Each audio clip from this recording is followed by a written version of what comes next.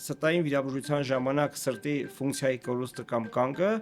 ազդարարում է վատ բան։ Սրտի ֆրակցիան, երբ որ ցածր է լինում, նույնիսկ մեկ-մեկ ասում ենք ի վիճակի չենք վիրահատենք։ Վիրահատարանում ուղղակի սարսափում ես բնության կատարելությունից։ Ձեր շնորհիվ է, որ մենք չենք զարմանում Եվրոպայում, ոնց որ դուք եք զարմանում։ Հիվանդը չի գալիս, որ դու իր աորտալ փականը պրոթեզավորես։ Հիվանդը գալիս է, որպեսզի առողջանա։ 40-ից բարձր էրեկտիլ դիսֆունկցիայով իսկ դիմում ես անպայման անցկացնում եմ սրտի էխոկարդիոգրաֆի։ Երբ որ մենք գնում ենք վիրահատության, մենք հրաշքի պլանով չենք գնում։ Պատկերացնել, որ էսա վերջ, ես պետք է այսքան իմանամ ուտը, դա բժշկի տեսանկյունից էլ է սխալ։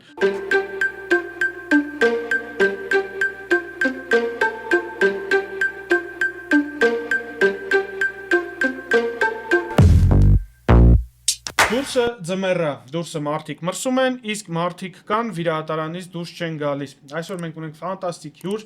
մարդով փրկել է արդեն, չգիտեմ, այնտեղ հազարավոր մարդկանց կյանքեր, նույնիսկ տասնյակ հազարավոր մարդկանց կյանքեր, մարդու անունի շուրջ լեգենդներ են պտտվում, բառից բուն իմաստով բժշկական եւ ոչ բժշկական հանրության մեջ, ու մարդ, որ իրականացրել է բոլոր մայրիկների երազանքը։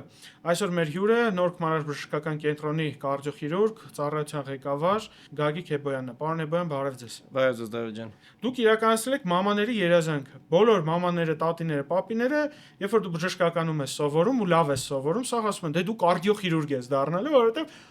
գուցե բժշկության ամենաբարդ ճյուղն է, ոչ թե գուցե, այլ բժշկության ամենաբարդ ճյուղն է կարդիոխիրուրգիան, ոնց որոշեցիք, որ դուք պետք է ընտրեք հենց այս բարդ ճյուղը, այլ ոչ թե ավելի ուրիշ ճյուղում գնաք։ Դավիթ ջան, եթե կարելի է ես ամփոփեմ այդ հարցադրում, հարցը նորից ես վերահարցադրեմ։ Բժշկության բոլոր ճյուղերն են բարդ։ Շատ ավելի լուրջ մասնագիտություններ կան, շատ ավելի լուրջ մարտահրավերով մասնագիտություններ կան, այլ կերպ ասենք, որ սրտային վիրաբուժությունը առանց համեմատականության բարդ մասնագիտություն է։ Ոնց ասեք։ Եթե կարելի է համեստությունը ընդունեցի, հա։ Իրականություն է դա իրականություն է։ Ոնց եղավ, որ դուք ընտրեցիք սրտային վիրաբուժությունը։ Ես սրտային վիրաբուժություն ընտրել եմ երազելով։ Ես մի քանի անգամ դրա մասին խոսել եմ սրա մասին եթերներում, երազանքի նման մի բան ա եղել իմ համար, դերևս դպրոցական տարիներին, իհարկե չհասկանալով դա ինչ բան է։ Ուղղակի պատկերացրել որ արիստոկրատ մի բան է, որին ձգտել պետք է, հասնել պետք է։ Հետո ժամանակը ճիշտ դասավորեց, ճիշտ ուսուցիչներ ունեցա, որոնք որ ոչ միայն դասավանդեցին, սովորացեցին, նաև հրապուրեցին եւ իրանց շարմով վերջնականապես բանտարկեցին ինձ այս մասնագիտության մեջ։ Իհարկե բանտարկելը ճակերտավոր եմ ասում։ Դե հաշվի առնելով որ մենք երրորդ անգամ ենք փորձում ձեր հետ հաղորդում նկարել ու ամեն անգամ դուք վիրահատարանում եք լինում ու այդ պահին չեք կարողանում գալ, բանտարկության նման մի բան է, հաճելի բանտարկության գուցե եւ սրտային վիրաբուժությունը ինչքանով է ինքը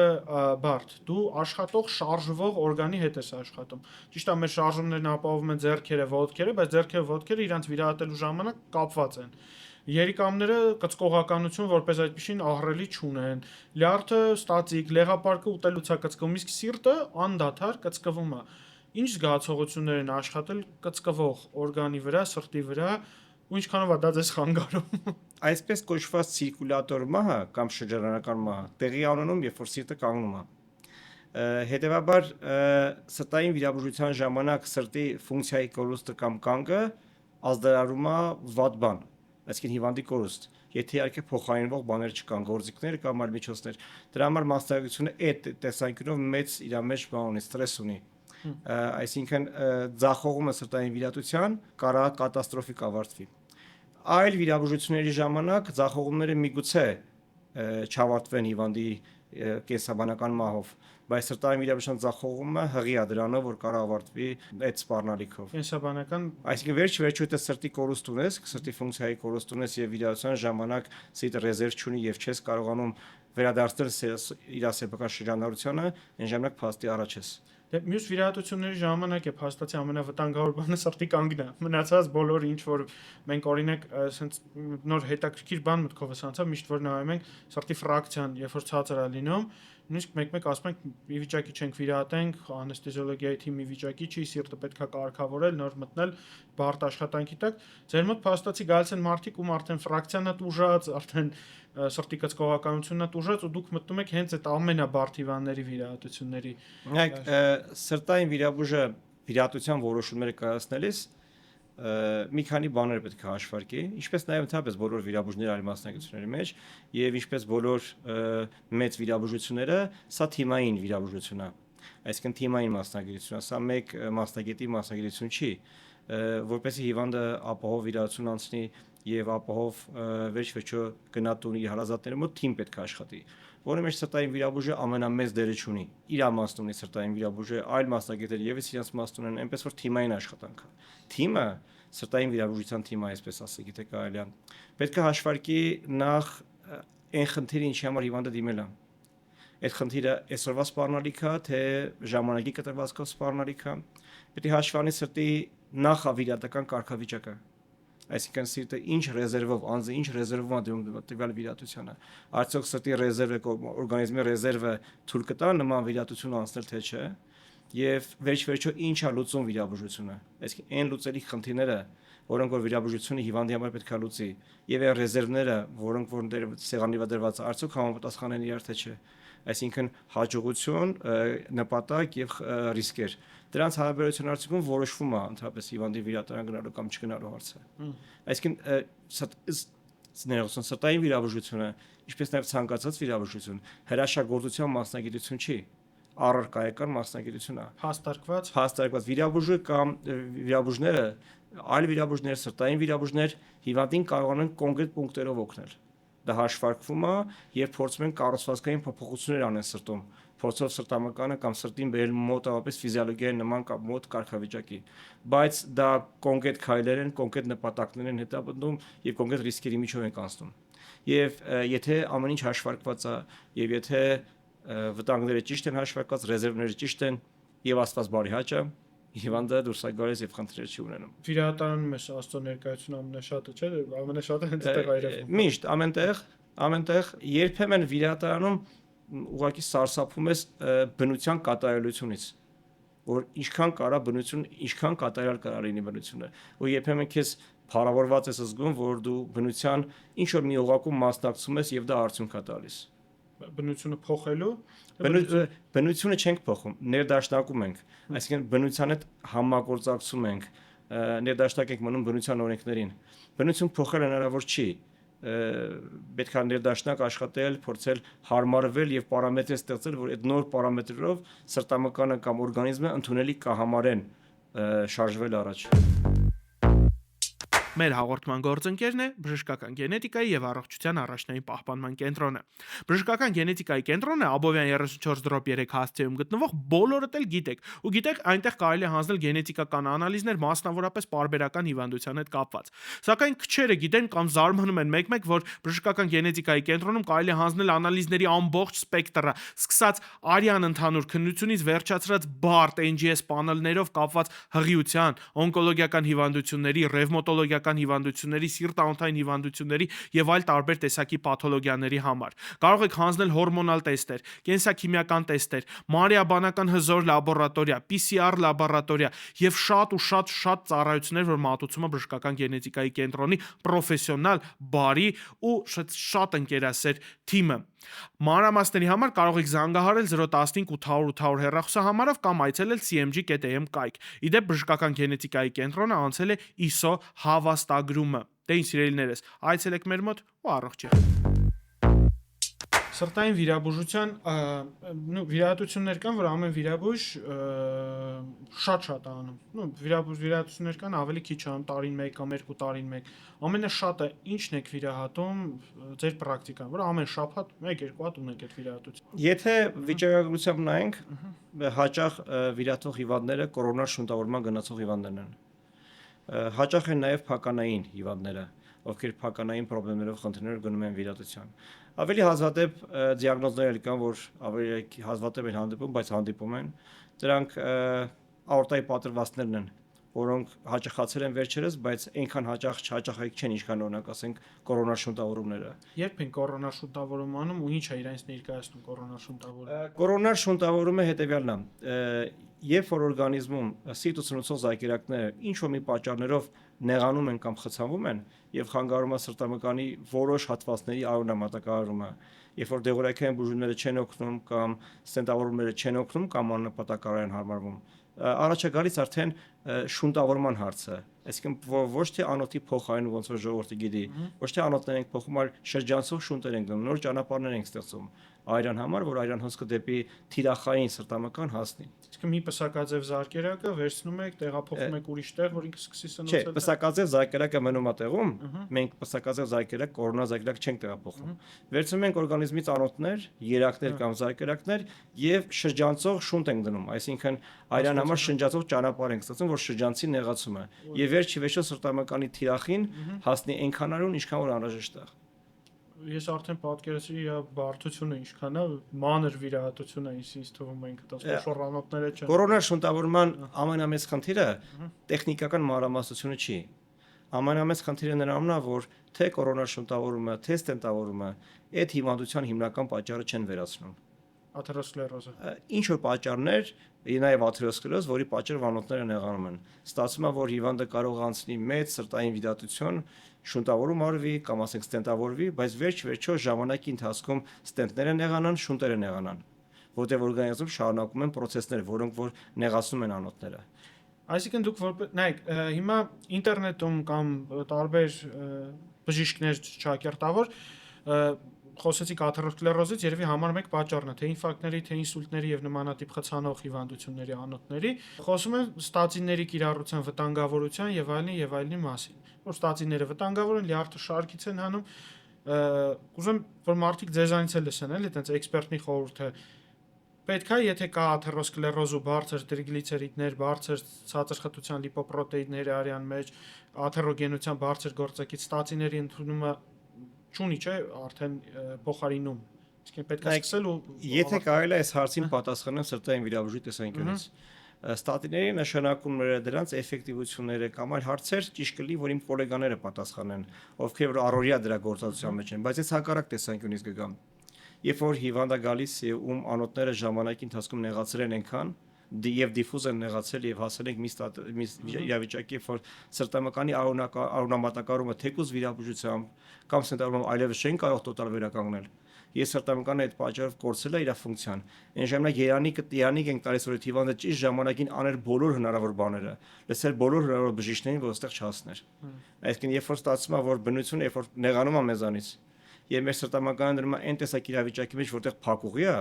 այս ժամանակ Երանի է տալիս, որ ճիշտ ժամանակին արվել բոլոր անհրաժեշտ բաները։ 10 տարի առաջ սկսել քաշքցել, ծխել է թողել։ Այսինքն ստացվում է, որ պետք է շատ լրջությամբ լսել մասնագետներին, խորհուրդները լսել եւ դեղորայքներ ընդունել, եթե դրանց ցուցումները կա։ Իհարկե, եթե խոլեստերի փոխանակության ֆորմուլան խանգարված է, դա անպայման պետք է ի գիտություն ընդունել եւ դրա հետևից գնալ, որտեղ տեսել եմ հիվանդներ, ովքեր դա չեն արել եւ վերջ-վերջո փակուղու առաջ են եւ սրտի փոխպատվաստման հարցի առաջ կարան կանգնեն։ Հայաստանում սրտի փոխպատվաստվում դեռևս չի արվում։ Հայաստանում սրտի փոխպատվաստումը ժամանակ կար, որ շատ երազային մի բան էր, բայց հիմա բոլոր մասնագետները համախմբվել են հարցի շուրջ, այդ թվում նաև վիրաբաններ, սրտաբաններ, սրտային վիրաբույժներ, ռեանիմատոլոգներ, իմունոսուպրեսիայով զբաղվող մասնագետներ, տերմինալ սրտային անբավարարության մասնագետներ, շատ մասնագետներ հավաքվել են, ուժերը համախմբում են, որ մի օր կարողանանք դա իրականացնենք։ Տեխնիկապես դա հնարավոր է եւ հորիզոնում ուրվագծվում է, կարծում եմ։ Ուղղակի ի տարբերություն օրինակ երիկամների կամ լյարդի սիրտը դոնորից վերցնելը դոնորի մահ է իր նշանակում, այսինքն մենք պոտենցիալ պետք է ունենանք պացիենտ, որը ամեն ինչը սիրտը աշխատում է, մնացած օրգան համակարգերը արդեն չեն օգտվելու։ Շատ կարևոր կետ նշեցիր, շատ կարևոր։ Եվ հիմա դա քննարկման մեջ է։ Սիրտ տալու համար կարևոր հարց է, որ օրինակ այլ օրգանի պարագայում դոնորը կարա տա այդ հատվածը եւ շարունակի ողջ մնալ։ Սրտային այս հարցի մեջ սրտային վիրաբուժության մեջ սրտի փոխպատվաստումը ենթադրում է դոնորի չգոյությունը։ Այսինքն սիտ վերցնել նշանակում է այլևս որ չի լինի դոնորը։ Եվ սիտ պետք է վերցնել այն ժամանակ, երբ որ քանի դեռ սիտը չի վնասվել։ Հետևաբար, երբ որ հիվանդը կատաստրոֆիկ իրավիճակի մեջ է, ուղեղային մահվան մեջ է, կամ այլ լուրջ հարցեր կա, երբ որ պարագնոզ չունի, պետք է ճիշտ կողմնորոշվել եւ ճիշտ բանակցությունների մեջ մտնել ընտանիքի հետ, հարազատների հետ եւ քննարկել հետագան։ Եվ սիտ վերցնելը այս տեսանկյունից բավականին մտահոգիչ հարցեր ունի մեր հասարակության համար։ Ես ձեզ պատմեմ, Կրասնոդարում եմ անցել կլինիկական արդինատուրան, Կուբանի բժշկական ակադեմիայում այնտեղ կար Կրայևոյի հիվանդանոց, շատ մեծ ահռելի հիվանդանոց, ահռելի տեխնիկապես զարգացած, գուցե եւ որոշ եվրոպական երկրներից էլ զարգացած, արևմտյան, դաժե արևելյան չէ, ու մենք ունենք լուրջ տրանսպլանտոլոգիայի թիմ, որ սրտի տրանսպլանտացիայով մենք հասել ենք ՌԴ-ում առաջի տեղը, Ցենտր գրուդնոյ խիրուրգիի Պարխանովի ղեկավարությամբ ակադեմիկ։ Ու երբ որ վթար էր լինում կամ ինչ-որ բան, ու գիտենք, որ տրանսպլանտացիա կա, ինքը հիմնականում գիշերն էր լինում, կլինիկական օրդինատորներին ուղարկում են Զաբորի թիմի հետ աշխատելու, այսինքն գնում ասիստենտում ենք հավաքող թիմի հետ, որ մահացողից օրգաններն է վերցնում։ Դե մենք երիկամները վերցնում ենք, դնում ենք սառույցի մեջ տեղափոխում ենք, բայց այդ վախենալու պահը, երբ որ սիրտն են անջատում կարդիոխիրուրգները, մենք մեր գործը անում ենք ու ես ուզում եմ այդ պահը առաջի անգամ մինչև հիմա աչքիս առաջ է էմոցիոնալ, երբ որ սիրտը անջատվում է ու մանիտորը անջատվում է։ Մանիտորի այդ գիծը գնում է, սիրտը արագ վերցնում ու շատ արագ տեղափոխում է, որովհետև դոնորը սպասում է։ Դոնորը կարա լինի երեխա, կարա լինի երիտասարդ ու ոնց որ այդ պահին դուք սպանեցիք այդ մարդուն, չնայած ինքը էլի չէր ապրելու։ Մենք այնտեղ ունենք նեյրոֆիզիոլոգներ, որ գլխին դատչիկներ էին միացնում, ժամանակ կար, որ 6 ժամ պետք է աշխատի որ չգրանցվի, այսինքն 6 ժամից մենք գիտենք, որ չի գրանցվելու, բայց 6 ժամ պարտադիր նեյրոֆիզիոլոգը գլուխը ուսումնասիրում էր ու իրոք վախենալու սարսափեցնող պահ է, երբ որ սիրտն է զաբորանում, բայց մյուս կողմից ուրախալի է, երբ որ 15-20 օր հետո կամ մի ամիս հետո ինչ-որ երեխա է դուրս գրվում հիվանդանոցից նոր սրտով, նոր ապրելու միտումներով, դա էլ մի կողմից Եթե կարելի է, ես հարցին սենց անդրադառնամ։ Նախ կարիքները։ Այսօր մեր հանրապետությունում մոտավորապես 300-400 հիվանդ ունեն սահմանային սրտային անբավարարություն, տերմինալ սրտային անբավարարություն, որոնցից որոշները կառավարելի են իրենց իրավիճակն համարում դեղորայքով եւ այլն, բայց որոշ հիվանդներ այն տեսակ սրտային անբավարարության մեջ են, որ օգնության կարիք ունեն։ Վիրատությունները այլևս չեն օգնում իրենց։ Եվ ստացվում է, որ այդ սրտերը փոխարինման կարիք ունեն կամ արհեստական գործիքներով, որոնք կարան ժամանակավոր լինեն կամ ամբողջ կյանքի համար լինեն, կամ նոր սրտերով։ Ստացվում է, որ մեր փոքր հանրապետությունում մոտավորապես 300 հիվանդ սահմանային սրտային անբավարարության մասնագետները փակուղու առաջ են, ոնց օգնեն այդ հիվանդներին։ Այդ հիվանդները ճանապարհ ունեն դուրս գնալու, իսկ դրսում սրտի փոխպատվաստման գնալու ճանապարհն այդքան հեշտ չի։ հերթերը այնտեղ իրանց քաղաքացիների նախ իրավական լեգալ հարցերը տվյալ երկիրը այլ երկրի քաղաքացի կընդունի թե չի ընդունի, եթե կընդունի ինչ waiting list կունենա, ինչ սպասողական list կունենա եւ ինչ վտանգներ կլինեն եւ հետագայում ինչ ֆինանսական ծառաբերվածություն կա ընտանիքա, որոշ դեպքերում շատ ընտանիքներ որ դրանք աստղաբաշխական թվեր են։ Պատկերացրեք, որ միջին վիճակագրական հայ ընտանիք, որտեղ հիվանդ կա սրտային անբավարարությամբ, սահմանային սրտային անբավարարությամբ ու երկ չկա։ Սա փակուղի է, մարդը տարապում է, դու երկ չունես, որովհետև մեր հարաբերությունում դեռևս զարգացած չի այդ ուղղությունը։ Եվ սրտի փոխպատվաստումը փրկություն կարա լինի։ Հիմա այդ հարցումից ովքեր կարան սիրտ տան։ Ցավոք լինում են հիվանդներ, ովքեր որ մահանում են այլ պատճառներով, մահանում են կատաստրոֆաների պատճառով, ավտովթարների պատճառով եւ այլն։ Ստացվում է կան հիվանդներ, ովքեր կյանքի շանս չունեն, բայց առողջ սիրտ ունեն։ Եվ նրանց մահը անխուսափելիություն է։ Օրինակ, երբ որ փաստվում է, որ ուղեղային մահ կա, որ ուղեղն այլևս չի գործում, իսկապես մահացել է եւ գործիքներով դա փաստվում է, դա ենթադրում է, որ տվյալ հիվանդը այլևս կենսունակ չի եւ կար ժամանակ հետո կմահանա։ Կմահանա այլ պատճառներով, սրտի կանգ ունենա այլ պատճառներով։ Այդ դեպքում ստացվում է, որ այդ հիվանդի սիրտը կամ իր որոշակի մի մասը կարող ապրի այլ օրգանիզմ շանս տալով այլ ընտանիքի։ Մեր հասարակության մեջ եթե մենք կարողանանք բացատրվենք իրար, այսինքն բժիշկները եւ հասարակությունները ճիշտ բացատրվեն, որ կան մեր մեջ մեր հայրենակիցներ, հարազատներ, բարեկամներ, ովքեր որ ունեն դրա կարիքը եւ կարող է ողջ մնան, եթե մահացող այլ պատճառով մահացող ընտանիքները բարի կամք ունենան դրսևորելու, կարա իրանց հիվանդի սիրտը այլ օրգանիզմում ապրի եւ նոր շունչ տա այլ ընտանիքին։ Սա կարևոր հարց է, ահագին քննարկման կարիք կա եւ հասարակության հետ քննարկելու, կարծիքներ լսելու, մարդկանց լսելու, պարտադիր չի բժիշկների։ Ուղղակի մեր հասարակության քաղաքացիներին լսելու։ Դե մենք կոնսերվատիվ հասարակություն ենք, դժվար է, արյան փոխներարկումն է շատ խմբերում խնդիր առաջացնում, որ մնաց օրգան համակարգերի, բայց հա այս հարցը պետքա քննարկվի, որովհետև բժշկությունը ստեղծել է ինչ-որ մեխանիզմ մեկի ապրելու, մյուսի կյանքի հաշվին։ Ցավոք կյանքն է տենց։ Ինչ որ միտեղ մի կյանք ավարտվում է, մեկ այլ կյանք սկսվում է։ Ես հավատում եմ, որ հնարավոր է ու գիտեմ, որ դա տենց է, որ մեր հասարակությունում եթե ճիշտ կատարվի բացատրական աշխատանքները, մասնագետները աշխատեն, տևական աշխատեն, մեր հասարակությունը վերջի մի օր կհասկանա, որ դա փրկություն է։ Ու ձեր հարազատի սիրտն է ուրիշի մեջ աշխատելու է, դա այտենց ֆանտաստիկ ինչ որ երևույթ է։ Արհեստական սրտերը ինչ են իրանցից ներկայացնում ու արհեստական շանս կա որ մոտապակայում կունենանք փոխպատվաստան փոխարեն արհեստական սիրտ տեղադրելու, որտեղ կան արհեստական երիկամներ, մնացած օրգանների մասին չունեմ, ձեռքեր, ոտքեր եւ մնացած օրգան, եկեք ճիշտ է խոսանք, սրտի ֆունկցիան, պոմպային ֆունկցիան հնարավոր է վերականգնել ապարատի միջոցով, կան հիմա նախադեպեր, թե չէ։ Այո, հիմա նայեք, երբ որ սիրտը պարպում է իր ֆունկցիան, ու դա տևական է եւ այլևս շանս չկա կամ տևական ժամանակ պետքա ված ֆունկցիոնա եւ չկանա կեսագործունեություն ապահովի, օգնության են գալիս փոխարինման գործիքները,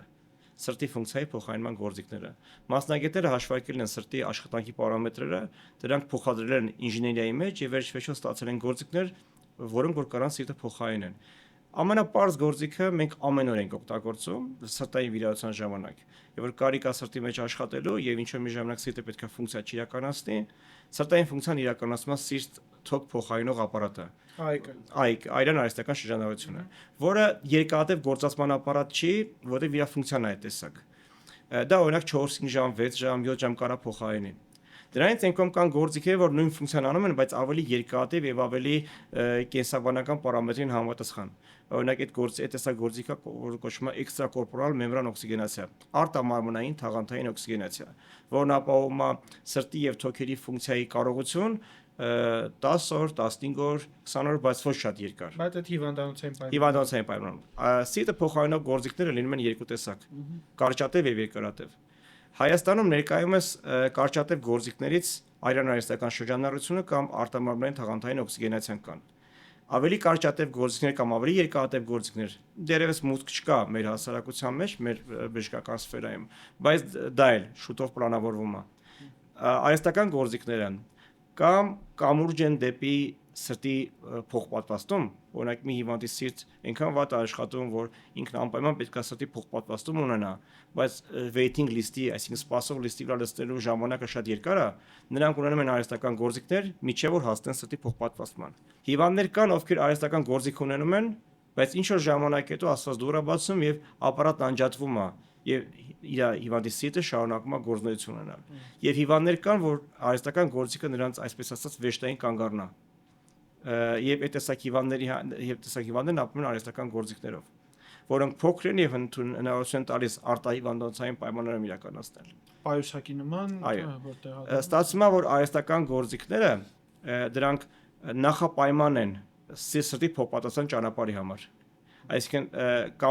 կամնաչի։ Դրանք մեկը մյուսի հետ շատ սերտ կապի մնջ ունեցող երևույթներ են։ Այն երկիրը կամ այն հիվանդանոցը կամ այն հասարակությունը, որը որ պատրաստվում է սրտի փոխպատվաստման գնալ, պետք է նաև ունենա ալտերնատիվներ արհեստական գործիքների տեսքով։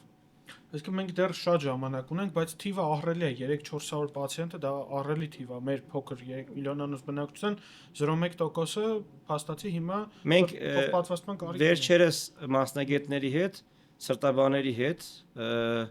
բավականի հայտնի մեր հեղինակավոր սրտաբանների երկար քննարկումներ արեցինք եւ այդ թիվը ես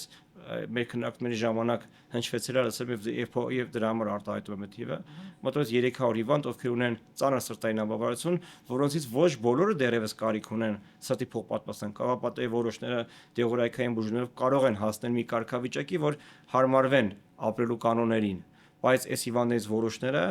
ունեն միջամտության կարիք։ Պարոն Հեբոյան, որպես 32 տարեկան տղա, ինչ անենք, որ այդ օրին չգանք։ Նախ եւ առաջ անհրաժեշտ է պարբերաբար հետազոտվել։ Որ տարիքից, թե բոլոր տարիքից։ Ինչը ասենք այն տարիքում ենք, որ արդեն կարելի է հետազոտվել, տարին մի անգամ, 2 տարին մի անգամ եւ ապրել առողջ ապրելակերպով ապրել։ Հետազոտվել սրտի էխո, EKG, թե ուղղակի լիպիդային պրոֆիլ ունենալ։ Կարելի է հետեւյալն ասել, դիմել մասնագետի, մասնագետը կազդեցությունը տեսնելով որոշի ինչ ֆորմուլայով շարժվել առաջ։ Եվ մյուս բանի մեջ չգնենք, ուղղակի մեջ հիվանդը զգալով չապրենք։ Այսինքն առողջություն պահպանելու համար անպայման չի հիվանդը զգալ։ Այսինքն առողջ մարդը կարող գնա հետազոտվի, իրան առողջ համարի եւ շարունակի լիաթոք ապրել։ Դրա համար մեզ բան պետք չի։ Ցավոք մեր մասնագիտության մեջ կամ հասարակության կտրվածն է տենց հայաստանյան սրտային վիրաբուժության մեջ մեզ դիմող հիվանդներն արդեն բավականին ուշ փուլերում են մեզ դիմում։ եւ մեր հասարակության մեջ գալիս են մարդիկ, ովքեր որ այլ կանոններով են ապրել, չեն պահպանել եւ վերջ-վերջո հասել են ծանր վիճակի, ու այդ ծանր վիճակում էլ չեն հարմարում, որ ծանր վիճակ է եւ հրաշքներ են պահանջում։ Այդ ժամանակ դու որպես բժշկի կարողանում ես իրան սահմանափակ օգնել,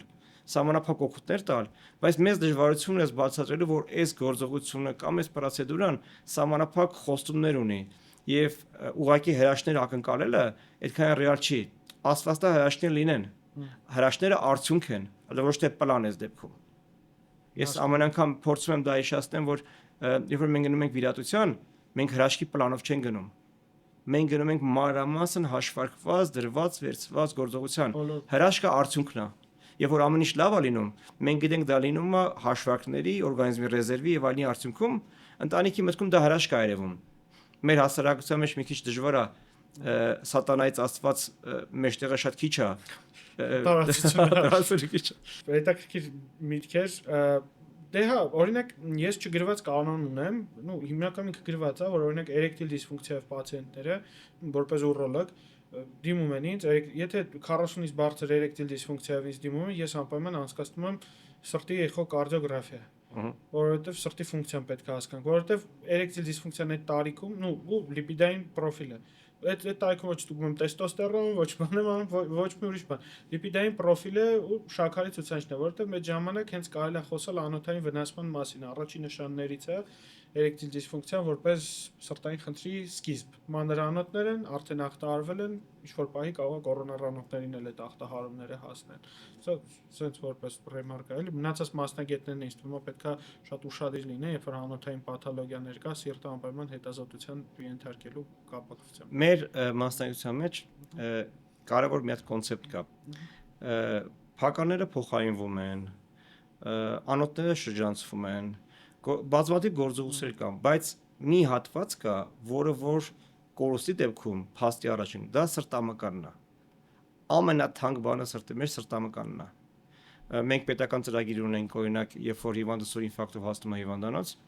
պետական ծրագիր կա, որ շատ արագ անոթը բացվի, ստենտավորվի, որպեսզի հիվանդը ինֆարկտ չունենա։ Իսկ ինֆարկտը ինչ է ենթադրում։ Դա ոչ միայն ենթադրում է, որ եթե ինֆարկտը չլուծես, հիվանդը կմահանա, հիվանդը կհաշմանդամ կմնա։ Սրտի մի հատված չի աշխատի, կկորցնի իր ֆունկցիան, սրտի մյուս հատվածը ժամանակի ընթացքում իր վրա վերցնելով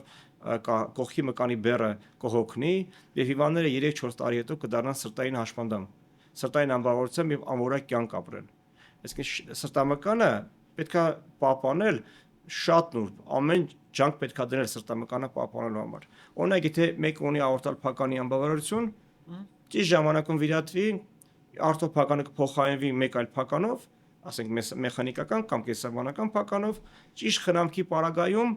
փականների ճիշտ խնամքի նկատում դեղորայքի խմելու եւ այլ պայմաններ հետևելու պարագայում, փականները կաշխատեն, կծառայեն այնց, ոնց որ անհրաժեշտ է։ Բայց եթե մեկը սրտային անբավարարություն ունի, աորտալ փականի անբավարարություն ունի, շատ ուշ է դիմում եւ այլ եւ մկանը վնասվում է, այդ ժամանակ փականը փոխենք թե չփոխենք, հիվանդին օգուտներ չենք տա։ Մի փոքր այս թեմայի չեղվենք, ես միշտ ամենտեղ խոսում եմ, որ մենք այն երկիրն ենք Հայաստանը, որ ունի ազգային հերոս բժիշկ։ Չկա այդպես երկիր, ես նույնիսկ վիդեոյի նկարել թեմայով, որ մենք միակ երկիրն ենք, որ սրտային վիրաբույժի մասին է խոսքը, Հրայր Հովհակիմյանի մասին է խոսքը, մի փոքր իրանից էլ ուզեի խոսալ, ինձ թվում է ձեր ուսուցիչներից էլ էինք եղել, որպես մասնագետ, ով ազգային հերոսի կոչում է ստացել։ Չեմ պատկերացնում, որ երկրներում կա թե չէ։ Ինչ եք իրանից սովորել։ Ես փորձեմ ճիշտ դասավորեմ, որտեվ իմ համար շատ էմոցիոնալ կոնտենտ է սա։ Մարդիկ հաջողվում են, երբ որ ճիշտ ուսուցիչներ են ունենում, եւ ճակատագրական է ճիշտ մարդկանց հանդիպել ճիշտ ժամանակին։ Իմ եւ իմ շատ գոլեգաների համար ճակատագրական էր Հրայր Հովհակյանի հետ հանդիպումը։ Առաջին պահից սկսած սիրահարվում ես Հրայրին, Հրայրի գործին, Հրայրի մտքին, Հրայրի բժշկական մշակույթին, մտածելու ձևին, աշխատելու ձևին։ Հերոս են այն մարդիկ, ովքեր որ գլուխը կախ 24 ժամ գործ են անում եւ նպատակը ցուցադրումը չի, այլ նպատակը գործի իրականացումն է։ Ես եւ իմ գոլեգաները, մենք բոլորս Հրայրից սովորում ենք կամ սովորել ենք բժշկության այդ մշակույթը։ Զգացվում է ձեր կլինիկայից, ընդհանրապես դա շատ հանրային դեմքեր կամ հանրայնացում չկա, բայց ամենաֆանտաստիկ բաները կատարում են հենց Նորք Մարաշ բժշկական կենտրոնում։ Կներեք, ձեզ ընդհատեցի, պահիտեք։ Հրայրը ուսուցչի իսկական կերպարա ամենաճիշտ եւ ուղիղ իմաստով հասարակության մեջ ամենամեծ հերոսներն ուսուցիչներն են հրայրը սրտային վիրաբուժության մասնագիտությամբ Հայաստան եկավ այն ժամանակ, երբ որ անհրաժեշտ էր մեր մասնագիտության նոր վերելքը, ճիշտ ժամանակին եկավ եւ մասնագիտությունը վերելք ապրեց եւ չեմ պատկերացնում, եթե Հայաստանը եւ Հրայրը չհանդիպեին ճիշտ ժամանակին, մեր սրտային վիրաբուժությունը կամ սրտաբանությունը հիմա որտեղ կլիներ։ Ընդհանրապես բժշկությունը որտեղ կլիներ։ Մենք գիտեք, մեր հասարակության մեջ բժշկական հասարակության մեջ բավականին լուրջ պոտենցիալ կա։ Մենք բավականին լուրջ բժիշկներ ունենք։ Կարող է պատահի հասարակությունը շատ չի տեսնում ֆանտաստիկ բժիշկներ ունենք, երիտասարդ, միջին տարիքի, մեծ տարիքի, որոնք լուրջ գործեր են անում, շարունակում են անել։ Մեր բժշկական պոտենցիալը բոլոր մասնակցությունները շատ բարձր է, ես շատ հպարտանում եմ դրանով։ Բայց լինում են մարդիկ, ովքեր ճակատագրական անկյունադարձային կետերում են հայտնվում։ Հրայրը մեր համար անկյունադարձային ճիշտ կետում հայտնվեց, եւ մարդիկ հավատացին Հրայրին, եւ ստեղծվեց թիմ, նոր մանաշի թիմ։ Այդ թիմը սկսելով կաֆել մետլախ խփելով հիվանդանոցում պատերը սվաղանելով վերջ-վերջո հասավ միտեղ, որտեղ արվում են նորածնային սրտային վիրաբուժություն, սրտային հիվանդներ են վիրատվում, որտեղ մարդկանց ճակատագրեր են դասավորվում, մասնագիտական ապագան է կերտվում։ Ավելացնելու բան չկա, սա ասացիք, որովհետև երևի մի քանի հոգի Հայաստանում կարողացան հենց այդտենց զարգ տալ մասնագիտություններին, նույն իմ մասնագիտության գլուխն էլ գովամ մի քիչ, նույն ուրոլոգիայում կային մասնագետներ, ովքեր դրսից բերելով այդ ամեն ինչը ստեղ դարձել եմ իրավիճակում, երբ որ մենք ավակ սերնդի ուրոլոգների հետ զրուցում ենք, ասում եմ, ձեր շնորհիվ է, որ մենք չենք զարմանում Եվրոպայում, ոնց որ դուք եք զարմանում։ Մենք չենք գնում, էս ինչ է, էս ինչ է, մեր մոտ էլ կա, մենք էլ ունենք, սա էլ կա, այս գործիքն էլ կա, այս լազը, մեր ավելի լավն է նույնիսկ որոշ պարագաներում, ու դրա համար այդ մեր պոտենցիալը իրոք շատ ուժեղ է, ու ինձ թվում է, եթե ամեն ինչ լավ գնա, Հայաստանը որոշ ժամանակ հետո կարա դառնա վայր, որտեղ ամբողջ աշխարհից են գալիս բուժվելու, ոնց որ փոքրիկ Իսրայելը կարողացավ այդ ֆենոմենն անի, մարդիկ աշխարհից հավաքվում են Իսրայելում բուժվելու։ Մեր ժողովրդի մեջ այդ գենը կա, գիտական գենը կա։ Հայաստանի ամենատարբեր անկյուններում ծնվում են եւ ծնվելու են տաղանդավոր մարդիկ, ովքեր որ հայրենիքը կսիրեն, պետությունը ճիշտ կհասկանան եւ իրաց մասնակցությունն առաջ կտանեն։ Նորից անցնենք սրտային վիրաբուժությանը, այստեղ խոսք գնաց փականները փոխարինելու, կարող ենք փոխարինել արհեստական, փականներով, իրանք իրանցից մետաղական, թե ինչ փականներ են ներկայացնում։ Նայեք, երբ որ փոխարինման մասին է գալիս, ընտրությունները հետեւյալներն են։ Առաջին ընտրություն՝ մեխանիկական փականներ։ Մեխանիկական փականները խոստում ունեն հիվանդի չվերադարձման, որ այլևս հիվանդը վիրահատության կարիք չունի։ Դա խոստում է։ Որոշ հիվանդներ որոշ պատճառներով վերադառնում են մեխանիկական փականներով, եթե փականի խնամքը ճիշտ չի արվում։ Այրանջելիկացումը ճիշտ չի արվում, փականները թրոմբվում են, կամ առողջության ռիսկեր են առաջանում, կամ ասենք օրինակ ինֆեկցիայի կոմպոնենտ ավելանում եւ փականը փոխարինման կարիք ունի։ Բայց մեխանիկական փականները որպես կոնցեպտ խոստում ունեն չվերադարձման։ Հաջորդ ընտրությունը կենսաբանական փականներն են։ Կենսաբանական փականները շատ խիստ չեն այրանջելիկացման հանդեպ պարամետրերը եւ կարելի է ամեն օր չխմել այրանջելիկացող դեղորայք, բայց կենսաբանական փականները ժամանակի ընթացքում կարող են վերադարձնել, որովհետեւ կենսաբանական մատերիալը, որը մեր օրգանիզմում աշխատելով կալցիֆիկացվում է եւ վերանեղացում առաջացնում։ Ինֆեկցիայի առումով երկուսն նույն մտահոգությունն են, ինֆեկցիայի պարագայում երկուսն հարց են։ Ստացվում է կենսաբանական փականները լավ ընտրություն են առանց այրանջելիկացող դեղորայքի ապրելու, բայց վերադարձման հարց ունեն։ Մյուս ընտրությունը ներանոթային ճանապարհով իրականացող փականներն են, որոնք փակ եղանակով են իրականացվում, բայց էլի կենսաբանական փականներ են։ Դրանք կոնկրետ խմբի հիվանդների համար են իրականացվում եւ չվերադարձման խոստում չունեն, միօրինակ կալցիֆիկացում են։ Փականների հետ կապված էլի ընտրություններ կա Հայաստանում։ Կա այսպես կոչված օզակի վիրատություն, երբ որ սեփական հյուսվածքով սրտապարկի մատերիալով փականը վերակազմավորվում է եւ ժամանակը ցույց կտա վերադառնալու հարցը ինչպես է, ամեն դեպքում նման ընտրություններ կա։ Եվ մի շատ կարևոր ընտրություն կա, որը որ մեր մասնագիտական ստրատեգիայի մեջ է։ Դա այսպես կոչված ռոսի վիրատությունն է։ Երբ որ օրինակ աորտալ փականը ունի անբավարարություն կամ ստենոզ եւ օրգանիզմի հարցերը չի բավարարում, կա վիրատություն, որի ժամանակ աորտայի եւ թոքային փականները տեղերով փոխվում են, այսպես ասած։ եւ թոքային փականը, որը լավ վիճակում է գնում աորտայի պոզիցիայում, ճնշման տակ աշխատել։ իսկ աորտայի փականը, որ եթե կարա թոքային պոզիցիայում աշխատի, վերադառնում է թոքային պոզիցիա, եթե չէ, թոքային պոզիցիայի փականն է փոխարինվում։ Ռոսի վիրատությունը լավ ստացվելու պարագայում կամ այսպես կոչված ռոսի մոդիֆիկացված վիրատությունը, երբ որ փականները տեղերով փոխվում են, լավ ստացման պարագայում կարա ամբողջ կյանքի համար հիվանդի հարցը լուծի։ Իհարկե դա էլ վերադասման ռիսկ ունի փականների որոշ անկանոնությունների հետ կապված։ Այդ գիտեք ինչին է նման, որ մեկ-մեկ ձմեռային անվադողերը փոխելուց մարդիկ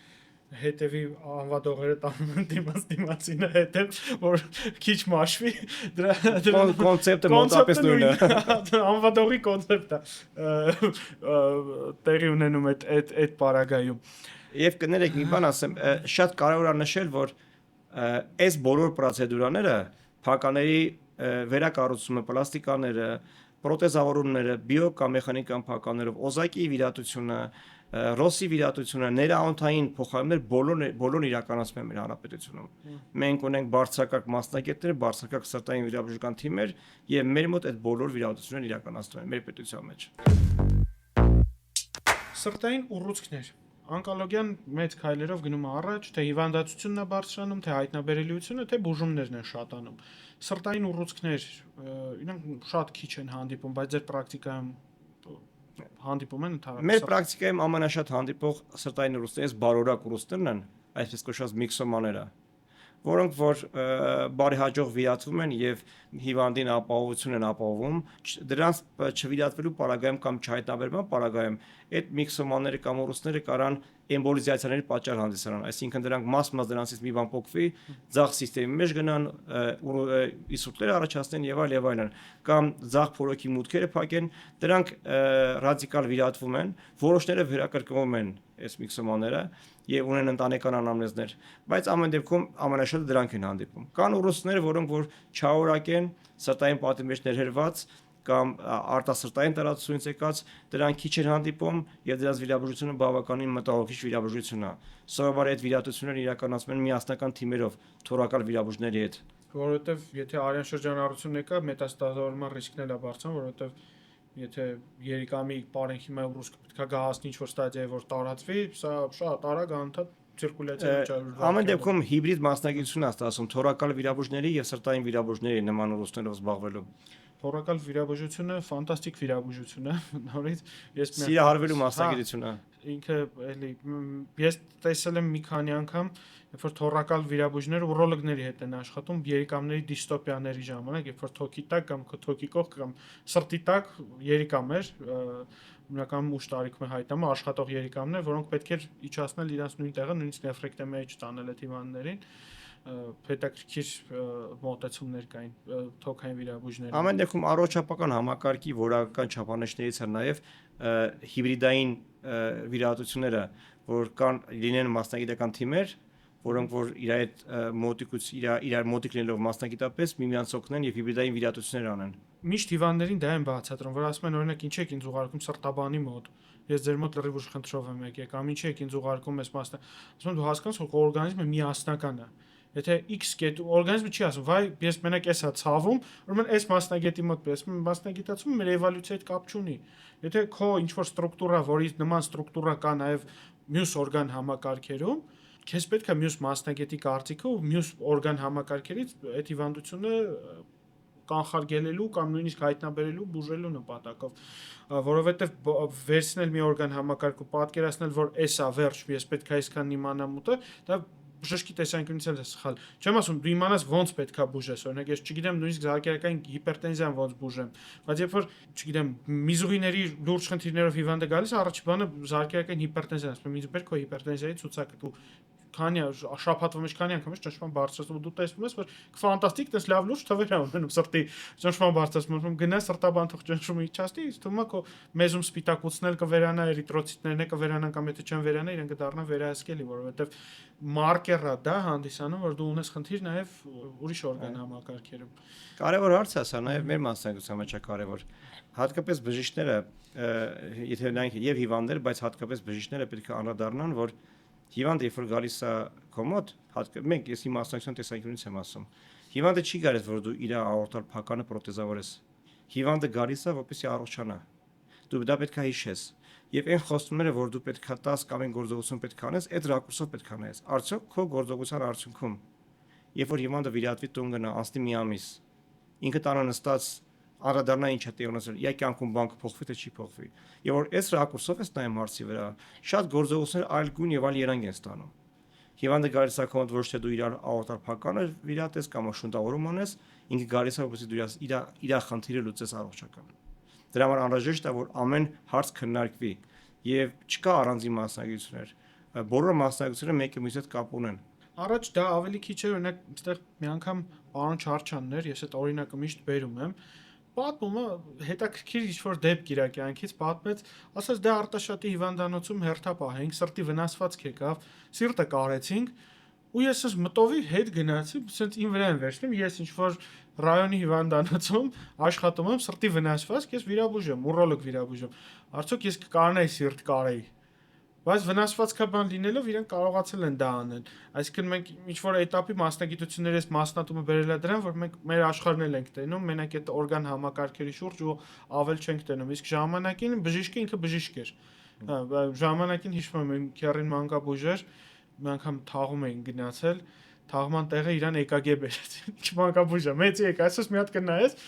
ասես ես 3-4 կուրսի ուսանող եմ, էլի։ Դու հասկանում ես, որ մի տեսակ դա էլ է փոխվում, մի կողմից դա լավ է, դու մասնագիտանում ես մի ուղղության վրա, բայց մի կողմից կարող մտահորիզոնը այնքան նեղանա, որ դու այդ ուղղությունից դուրս ոչ մի բան սկսես չտեսնել։ Ես շատ մեծ հարգանք ունեմ մեր պերիֆերիկ բժիշկներին նկատմամբ։ Նրանք ովքեր աշխատում են պերիֆերիաներում, առաջնային օղակներում եւ հանկարծ հանդիպում են լուրջ խնդիրների, սրտային խնդիրների կամ օրինակ ոնց որ նկարագրեցիք, ենթադրենք սրտի դանակահարությամբ թարմ վիրաբույժը սրտի դանակահարությամբ մտնում է վիրատան, այդ բժիշկը հերոս է, որովհետեւ ինքը իրականացնում է մի բան, որի համար անհրաժեշտ պայմանները չունի։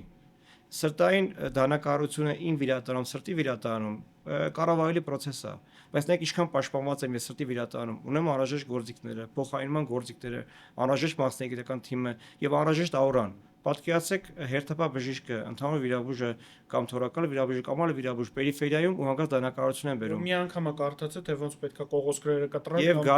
գալիս է դանակահարությամբ գալիս են հարազատներ, մի ամբողջ ժողովուրդ, բոլորը կատաստրոֆիկ վիճակում, հարցը մեծ հնչողություն ունի ու այդ վիրաբույժը պետքա իր կարողության սահմաններում մասնագիտական, գործիքային պայման պետքա փորձի հիվանդի կյանքը ոչպայի։ Այդ հերոսությունն է։ Դա նաև համ սառնասրտության, ինչու՞ չէ նաև քաջության ու մասնագիտական գիտելիքների մասին է խոսում, որ վիրաբուժությունը մի քիչ ուրիշ բժշկություն է, ես դա միշտ ասել եմ, վիրահատարանի բժշկությունը մի քիչ ուրիշ բժշկություն է։ Պետքա պատրաստ լինես։ Ես տեսել եմ վիրաբույժներ, որ աղիքի վնասվածքի ժամանակ չեն էլ նայել, որ իրանք ասենք ընդհանուր վիրաբույժ չեն, հեմիկոլեկտոմիաներ են սկսել անել, կամ չգիտեմ, այնտեղ անոթ ես տեսել եմ ուրոլոգներ, որ երիկամը ուռուս քաճումը ստորին սիներակի մեջ, ստորին սիներակի բան են տեղադրում, ֆիլտրներ են, կավա ֆիլտրներ են տեղադրում։ Ու այդ խոսում է պրոֆեսիոնալիզմի ինչ-որ մակարդակի մասին։ Ցավոք սրտի մենք հիմա գնում ենք մի ուղղությամբ, երբ որ մարդիկ մեծ վիրաբուժությունից սկսում են խուսափել բժիշկները։ Իրան գնում են դեպի ավելի կառավարելի, ավելի մանր, ավելի կանխատեսելի պլանային վիրաբուժության։ Կարդիոխիրուրգիայի արդինատուրայում ինչ վիճակ է, շատ են գալիս դիմորդներ, շատ են։ Նայեք, սրտային վիրաբուժության ուսումնական process-ը բավականին երկար է։ Դա ոչ միայն արդինատուրայով սահմանափակվող հարց է, նաև հետագայում մասնագիտացումների հարց է։ Եվ վերջը ֆիլտրում են նրանք հրարի ասած խենթերը, ովքեր որ մնում են մասնագիտության մեջ եւ շարունակում են այդ մասնագիտությամբ աշխատել։ Սրտային վիրաբուժությունը շատ ավելի էներգիա է պահանջում, նաև որոշ այլ մասնագիտություններ նույնքան ավելի ներդրում է ժամանակի, կյանքի եւ այլնի։ Ես համաձայն եմ նրա հետ, որ հիմա տենդենց կա փոքր մասնագիտությունների գնալ, ավելի կառավարելի մասնագիտություններ, որոնք ավելի շուտ ռեալիզացվում են, մասնագետներն ավելի շուտ են արդյունք տեսնում եւ այլն, դա ընտրությունների հարց է, բայց վերջ-վերջո կլինեն էնտուզիաստներ, որոնք կուզենան այս մասնագիտության մեջ մտնել։ Նաև ընտրությունների հարց չի, նաև գիտեք ինչի հարց է, նաև այստեղ պետական աշխատանքի հարց է։ Երբ որ երիտասարդ բժիշկը գնում է ինչ-որտեղ աշխատանքի ընդունվի, ինքը ինչ-որ սոցիալական ապահովության չափ պետք է ունենա, որ օրինակ իր երիտասարդ ընտանիքը տանիք ունենա, ինքը փոխադրամիջոց ունենա, սոցիալական տարական ինչ-որ բան ապահովել, որ ինքը կարողանա նվիրի իրան այդ 11 տարիները։ Բայց հիմա մեծամասն բժիշկի, երիտասարդ բժիշկ ընդունվում է աշխատանքի, ասում են, դե քանի հատ կվիրահատես կամ քանի հատ հիվանդ կունենաս, այդքանից տոկոս կստանաս, դու չունես ֆիքսված աշխատավարձ, ու այդ մարդիկ ընտրության առաջ են կանգնում, այսօր խալ հեռացնեն, թե մտնեն սրտի շունտավորման, որտեղ շունտավորման կմտնեն ինքնուրույն ու գումար կաշխատեն 20-25 տարուց, խալ հեռացնել վաղնել կարան։ Ու դա է դառնում իրենց ընտրության նաև ես որպես երիտասարդ մասնագետ ասեմ թե ինչն է անհանգստացնում այդ երիտասարդը։ Ամեն դեպքում այս հարցը ճիշտ կլինի, որ մասնագետներ քննարկեն, հանրային բժշկության մասնագետներ քննարկեն, առողջապահական համակարգի կազմակերպիչներ քննարկեն, որ ընդհանուր կոնցեպտը հասկանան։ Բայց միևնույն կար մասնագետներ, ովքեր որ պահանջում են երկարատև ներդրում ժամանակի եւ էներգիայի սրտային վիրաբուժության մեջ, ինչպես նաեւ այլ մեծ խոշոր վիրաբուժությունների մեջ, վիրաբուժը պետք է սովորի պատասխանատվություն վերցնել որոշում կայացնելու պատասխանատվությունը, դրա իրականացման պատասխանատվությունը եւ շատ մի կարեւոր հարց՝ խնդրի ժամանակ խնդրի տերը լինել եւ չխուսափել խնդրից։ Կան հիվանդներ, ովքեր խնդիրներ են ունենում սրտային վիրատարաններում եւ վիրաբույժները պետք է կարողություն ունենան այդ խնդրի լուծումները պատկերացնել։ Այսինքն սրտի վիրաբուժությունը կամ այլ խոշոր վիրաբուժություններ սպորտային հետաքրքրություն չպետք է ունենան մասնագետի համար։ Հիմնական կենտրոնում պետք է լինի հիվանդը, հիվանդի շահը։ Եվ մասնագետը պետք է վիրատար մտնի չհերոսանալու, այլ կոնկրետ հաշվարկված գործողություններ անելու, սահման իմանալու, իր կարողությունների սահման իմանալու եւ գործողությունների սահման իմանալու։ Սա շատ կարեւոր մի բան է։ Երբ որ մասնագետը ճիշտ է հաշվարկում իր կարողությունները, ոչ միայն դա իր անձնական կարողությունները չի, տվյալ պարագայում հիվանդին միջամտելու հնարավորությունները ճիշտ է հաշվարկում, նպատակները ճիշտ է դնում, հաստատ հիվանդը շահում է դրանից։ Մենք արտինատուրայի առաջի օրը մեզ Վլադիմիր Մեդվեդևը մեր ղեկավարը մեծ արտահայտություն արեց, ասաց ձեր ամբիցիաները հիվանդի առողջությունից վեր երբեք չդասեք։ Այդ որ անեք մնացածը ձեր կյանքում սա լավ կլինի, որովհետև պետք է հաշվարկես դու կարաս դա անես թե չէ, որովհետև քո արածը հետևանքները անուղղելի են լինում։ Եթե կարելի է մի կոնտետ պատմեմ, ինչ շատ է լինում, որ արտահիվանդանոցային իմ կյանքում, որը քիչ է լինում արտահիվանդանոցային կյանք, իմ ընկերների հետ խոսակցությունների ժամանակ դե գիտեք հայկական սֆերայա, սեղան, ուտել, խմել եւ երբ որ ստացվում է տեստեղեր լինում եմ, կինասներ են բարձրացնում եւ հերոսություն։ Դրա մասն ես շատ ասում եմ, եթե կարելի է հերոսները սամանի վրա են կամ այլ գերաբլուրում են հերոսները։ Երբ որ դուք բժիշկին հերոս եք ասում, դուք բժիշկին փչացնում եք։ Ստացվում է որ դուք եթե նշանակում եք դուք ինձ համոզեք որ ես հերոս եմ, ես էլ այդ միամտություն ունենամ, ես ամեն օր պիտի հերոսի նման արթնանամ, հերոսի նման ձի նստեմ ու գնամ գործի հերոսություն անեմ ու հաստատ բժշկություն չի լինի դրա տակը։ Երբ որ ես ամեն օր գնամ սովորական աշխատանքի, ոնց որ աշխատանքի եմ գնում, կաբինետի դուռը բաց եմ նստեմ, իմ գոլեգաների հետ մանրամասնություններ քննարկեմ, կարողություններ քննարկեմ, ճիշտ հաշվարկեմ, դրանից հաստատ հիվանդը կշահի, բայց որպես հերոս sense սուրը պատյանում հանեմ ես հերոսություն եմ անում, Աստված կպատժի եւ կձախողվեմ։ Դրա համար բժիշկներին պետք չի փչացնել եւ իրանց հերոս պետք չի անվանել։ Աշխատանքը։ Հա, արդյունքը կարող լինեն հումանիտար մասնագիտությունն է եւ հիվանդները որոնք առողջանում են կարան շնորհակալություններ ասեն, բայց բժիշկները պետք է զգուշանան իրանց այդպեսին չզգալու, հերոս չզգալու։ Պարոն Հեբոյան, երիտասարդ բժիշկներին ինչ խորհուրդ կտաք, որոնք մասնագիտական ուղի են սկսում ու որոշել են ձերպես խենթանալ ու գալ սրտային վիրաբուժություն։ Համար առաջին խորհուրդը երազը ճիշտ ձևավորել։ Այսպես ասած definition իր սահմանումը ճիշտ տալ եւ հասկանալ այն սերը որ ունեն այդ գործի նկատմամբ բավարար է երազին հասնելու համար։ Եվ որ ամեն ինչ ճիշտ տեղում է, ի գործի սկսել։ Պրպտել, կարդալ եւ երբեք անպատասխան հարցեր չթողել։ Այն ժամանակ, երբ որ դու ամեն кейսից հետո, ամեն վիրաբուժությունից հետո քո հարցերի պատասխանները գտնում ես, հաջորդ հիվանդը շատ ավելի ապահով ձեռքերում է լինում։ Դե ինչ սիրելիներս, չմոռանաք բաժանորդագրվել մեր YouTube-յան ալիքին, մեր այսօրվա հյուրը Նոր Մարաշ սրտաբանական կլինիկայի սրտային վիրաբույժ, սրտային վիրաբուժության ծառայության ղեկավար Գագիկ Հեբոյանն էր։ Հարցերի դեպքում այս մարտիկ ոչ մի հանրային բան չունեն, դիմում եք Նոր Մարաշ բժշկական կենտրոն։ Ստեղծուն ձեզ շնորհակալություն մեր հրավերն ընդունելու համար, որ հարմարացրեցիք ձեր գրաֆիկում մեր մոտ գտնվելու համար։ Մենք հարթակ ենք, որտեղ մարդիկ, երիտասարդ բժիշկները, կլինիկական օրդինատորները կապվում են մասնագետների հետ ու մոտիվանում են, մոտիվացվում են ավելի։ Ես շատ շնորհակալ եմ հրավերի համար, ներողություն եմ խնդրում, որ նախորդ անգամները չկարողացա ներկա լինեմ։ Խնդիր չի, մենք լրիվ հասկանում ենք։ Մի հարց եմ ուզում կարևորը։ Նման հարթակները շատ կարևոր են հասարակության համար։ Մեր հասարակությունը հասանելիություն չունի բոլոր մասնագիտական հարթակներին, որ ճիշտ ընկալի առողջապահական հարցերը։